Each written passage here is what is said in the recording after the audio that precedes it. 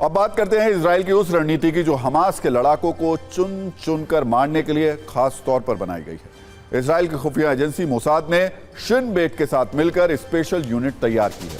Hamas के खात्मे के लिए इजराइल की स्पेशल यूनिट तैयार की गई है। इजराइल की स्पेशल यूनिट का नाम है नीली। आपको आसान भाषा में बता दें, नीली का अर्थ होता है इजराइल की ताकत, अनंत काल तक कम नहीं होगी। स्पेशल यूनिट का काम है हमास के एक एक लड़ाके को चुन चुन कर मारना जो 7 अक्टूबर को हमले में शामिल थे। खास बात यह है कि इस यूनिट को किसी से भी कमांड नहीं मिलेगी। नीली यूनिट स्वतंत्र रूप से काम करेगी। एक तरफ युद्ध में नए नए हथियारों और यूनिट की एंट्री हो रही है, तो दूसरी तरफ वॉर जोन में संग्राम बढ़ता जा रहा है। ताजा अपडेट यह है कि गाजा बॉर्डर पर इजराइल ने जबरदस्त तैनाती कर दी है। भारी संख्या में टैंकों की तैनाती हुई है जो पिछले कुछ घंटों में बढ़ाई गई है।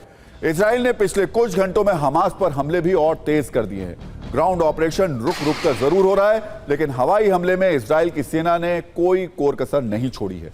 अगर नुकसान की बात करें तो पिछले 24 घंटों में इजराइल की तरफ से 400 एयर स्ट्राइक की गई हैं।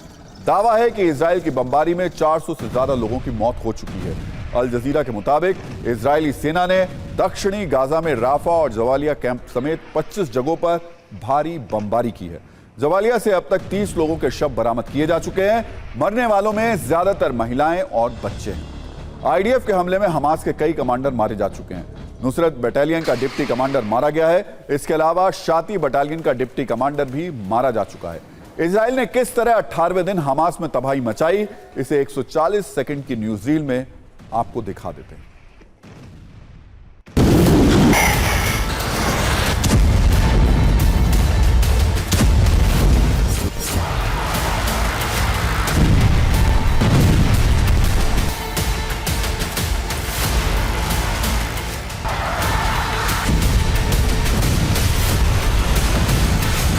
TV9 की टीम इस वक्त इजराइल लेबनान बॉर्डर पर आखिरी पोस्ट पर मौजूद है और जिसके सामने महज 200-400 मीटर की दूरी पर लेबनान का पोस्ट है।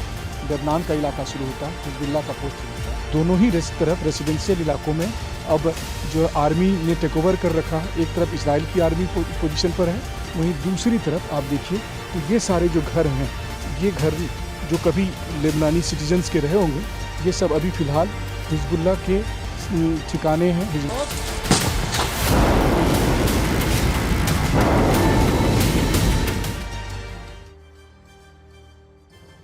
तो एक तरफ इजराइल लगातार बम और मिसाइल बरसा रहा है, वहीं दूसरी ओर हमास भी हर तरफ से तैयारी कर रहा है।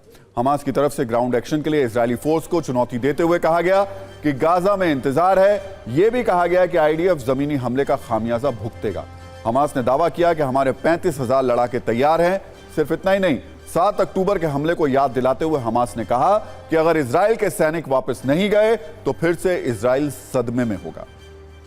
अब इजराइल की दूसरी चुनौती की बात कर लेते हैं, वो है लेबनान बॉर्डर। बताया जा रहा है कि किसी भी वक्त लेबनान बॉर्डर पर बड़ा हमला हो सकता है। यहां पर इजराइल के सैनिक और हिजबुल्लाह से आमने सामने की जंग हो सकती है। इसको देखते हुए लेबनान ने बॉर्डर से हजारों लोग हटाए हैं। बॉर्डर एरिया से 19,000 लोगों को विस्थापित किया जा चुका है। वहीं इजराइल भी सीधी जंग के लिए तैयार है। इजरायली सेना हिजबुल्लाह के ठिकानों पर हमला भी कर रही है।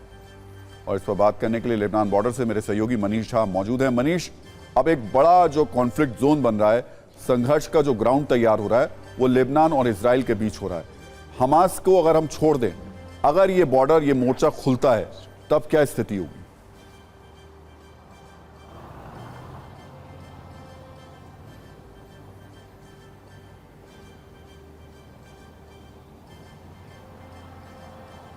मनीष, आपको आवाज आ रही है?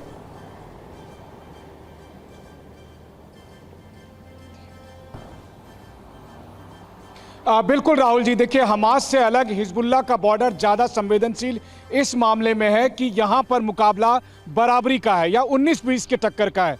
आईडीएफ जितना कॉन्फिडेंट गाजा बॉर्डर पर है कि हम हमास को जी हाँ बिल्कुल, देखिए मुझे आवाज़ आ रही है। अगर आपको आवाज़ सुनाई पड़ रही हो तो मैं बताऊं राहुल जी कि इस वक्त जब इजराइल और लेबनान के बॉर्डर पर मैं मौजूद हूँ और हमास की तुलना में हिजबुल्लाह का बॉर्डर इसलिए संवेदनशील है क्योंकि यहाँ पर जो मामला है वो बराबरी का है, 19-20 का मामला है। और आईडीएफ जो कि हमास को लेकर गाजा बॉर्डर पर बहुत कॉन्फिडेंट है, लेकिन अब आईडीएफ भी ये मानती है कि यहाँ पर चुनौती बड़ी है। मैं इस वक्त इजराइल लेबनान बॉर्डर के पास उस जगह पर गया जहां इजराइल की सीमा खत्म होती है, जहां इजराइल का आखिरी पोस्ट है। मेरी आंखों के सामने महज 200-300 मीटर की दूरी पर हिजबुल्लाह के पोस्ट थे, वो रिपोर्ट हमने दिखाई है। और मुझे इजरायली सैनिकों ने भी ये कहा कि यहाँ पर ज़्यादा बड़ा खतरा है, और उसके लिए हालांकि उन्होंने तैयारियां भी कर रखी है। देखिए 42 इलाकों को खाली कराया गया है, हज़ारों लोगों को सुरक्षित जगहों पर ले गया है। यहाँ पर सैकड़ों टैंक की तैनाती है। ये जो पूरा इलाका है वो पहाड़ी इलाका है। मैं इस वक्त पहाड़ की तलहटी में हूँ। यहाँ रह रहकर लगातार गोलियाँ चलने की, तो टैंक के गोले और मोर्टार की आवाज़ें सुनाई देती है। और यहाँ चूंकि दोनों तरफ से हमला होता है, यहाँ ये वो जगह है जहाँ पर इजराइल की फोर्स को भी बेहद नुकसान पहुँचता है, क्योंकि हिजबुल्लाह जब टारगेट करता है और ठीक उसके विपरीत जब इजराइल टारगेट करता है तो हिजबुल्लाह के पोस्ट ध्वस्त होते हैं। तो यहाँ की लड़ाई जो है उसका स्केल बड़ा है, और अगर ये और ज़्यादा बड़ा होता है तो फिर इजराइल और लेबनान संघर्ष का मतलब है कि सीधे मध्य पूर्व के तमाम देशों की एंट्री होना। और यही एक बड़ी चुनौती इस वक्त पूरी दुनिया के लिए है कि अगर ये फ्रंट खुलता है तो ये सिर्फ दो देशों के बीच की स्थिति नहीं होगी, ये एक विश्व युद्ध की स्थिति भी बन सकती है। बहुत बहुत शुक्रिया मनीष ये जानकारी देने के लिए। और आपसे रोज मैं कह रहा हूं अपना ध्यान रखिए, सेफ होकर के रिपोर्टिंग कीजिए, आपसे लगातार अपडेट हम लेते रहेंगे। दरअसल इजराइल हर तरफ से हमास को निशाना बना रहा है। गाजा में इलेक्ट्रिसिटी रोक दी गई है, ईंधन रोक दिया गया है, गाजा में आम सुविधाएं बाधित हैं। मकसद यही है कि हमास सरेंडर के लिए मजबूर हो जाए, हमास बंधकों को छोड़ने के लिए मजबूर हो जाए। लेकिन हमास के तेवर कहीं से भी कम नहीं दिख रहे हैं। इसका यह अंजाम हो चुका है कि गाजा के अस्पतालों में अंधेरा छाया हुआ है। 48 घंटे से बिना बिजली के कई अस्पताल हैं जहां फंसे मरीजों की जान पर अब खतरा है। हमास का दावा है तेल की कमी से ब्लैकआउट की स्थिति है, वहीं इजराइल का कहना है कि गाजा में तेल की कमी नहीं है। आईडीएफ ने बाकायदा तेल के स्टोर की तस्वीर भी जारी की।